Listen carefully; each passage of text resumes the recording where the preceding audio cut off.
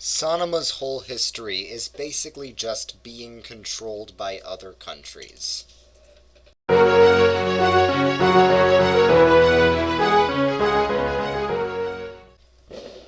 Hey guys, welcome back to Nations of Minecraft. So, Sonoma has a lot of very interesting stuff, but unfortunately for its people, this country is usually just a pawn of other countries. So yeah, we'll talk more about that now. So Sonoma is located down here on this continent of Bijera. It's one of the only two countries along with Zavisio that's on this continent. Every other country is located on the main continent of Anasama. And that's kind of the reason why everyone kind of pushes them around, because civilization didn't spread to this continent until much later. So that's why the countries on this continent are so much more advanced than the two countries here. But anyway, so we're going to have to use a shifted map because a lot of Sonoma extends further south than the standard map. So yeah, we'll zoom in like this. Also, if you hear explosions, I'm recording this on 4th of July, so there are fireworks going off outside my house, but it's cloudy, so I can't see any of them. I just hear them. So yeah, Sonoma can generally be broken up into four main regions. There's the capital area. This is where the rich elites live. And this is a pretty prosperous area, but there aren't many people who live in this, and the rest of the country kind of feels like the rich elites sell out the whole country to other countries. So yeah, it's a pretty prosperous area in the capital. But outside of that, there's also Provonia. Provonia is very weird. So it's in the territory of Sonoma, but it's kind of rented by Durlan, by the Durlan Empire. So this whole area of Provonia is basically owned by the Empire of Durlan. And also the landscape looks very weird. If you look closely, there are fence gates everywhere and flowers made out of grass path. The reason for this is this territory used to be modded, but when the mods were removed, it messed up the whole terrain and throughout all the world. And gradually the world corrected itself, except for this one region, because it's walled off by big obsidian walls. So Provonia is a very weird place. Then there's the middle. Now, this is the least developed part of the country. There's literally no development here. No towns, no cities, just a bunch of wilderness, and the people here are very poor. Culturally, it's very similar to Zavisio, where there aren't any cities, just a bunch of people living nomadically, and they don't even live under the authority of the government much. They mostly live in gangs called Tiefs. And then in the south, there's the region known as Blamia. And this is where there's a lot of controversy. So Blamia does have one city, and it's extremely ugly. And it's ugly intentionally. The reason for this is because Blamia is a region that's rebelling against the rest of the country. They don't like how Durlan is basically controlling the country, so they're trying to break off into their own country. But the irony is, this part of Sonoma is controlled by Iapeta. Iapeta sort of funds Blamia and funds their rebellion.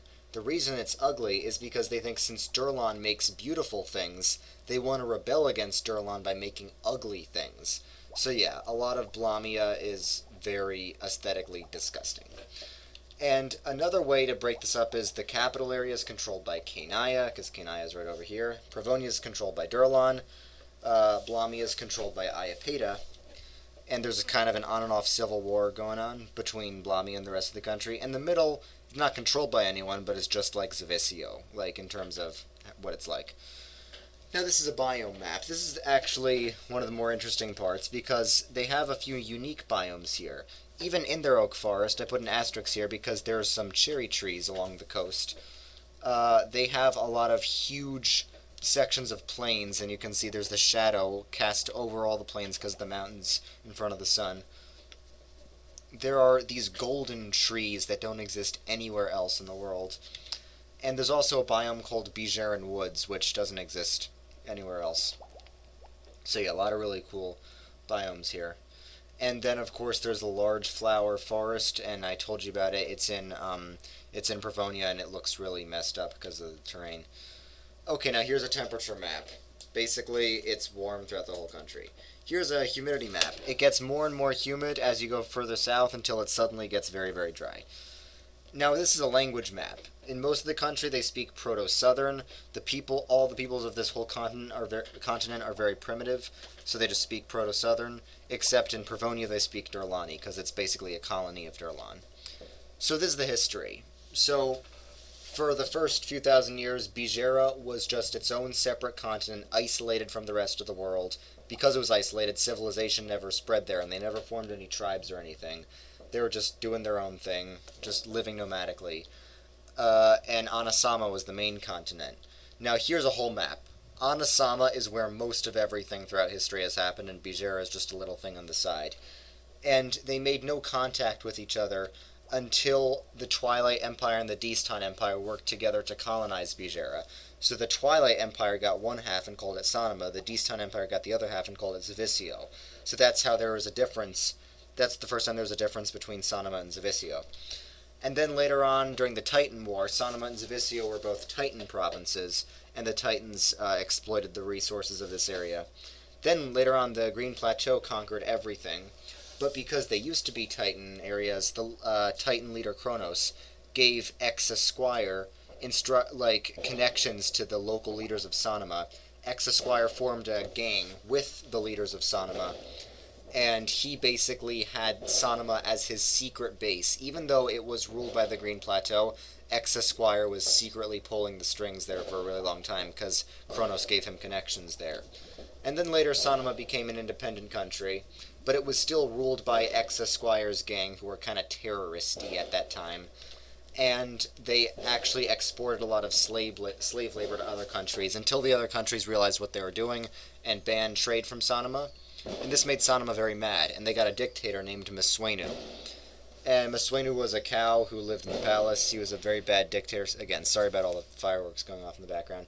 Yeah, Maswenu was a dictator, and he was very mad that the other countries cut off trade with Sonoma.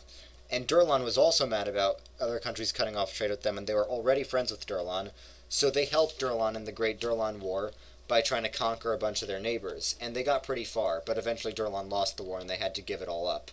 So then they were off much worse than they started, and they got rid of Maswenu.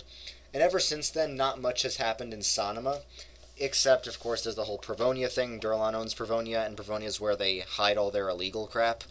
But aside from that, all that's happened is the Blamian riots and Blamia trying to rebel. But yeah, there's not much else. So here are some things to see in Sonoma. There's the National Palace, which is quite a pretty place. There's this big statue of Ex-Esquire. There's the Provonian Castle, where Ex-Esquire rules over Provonia. There's the Provonian Prison. This is the prison that Ex-Esquire was in for 150 years, but I was in a different prison that's underground, and I'm not allowed to show that prison in this episode, but I do have a video of me going to that prison, so you can watch that. And there's the Great Provonian Library. So yeah, a lot of really cool stuff. In conclusion, Sonoma is kind of like a tragedy, because they do have a lot of natural potential, but all of their history they've just been used as a pawn in the schemes of other countries. But who knows what they could have been otherwise. Stay tuned. Thero is coming up next.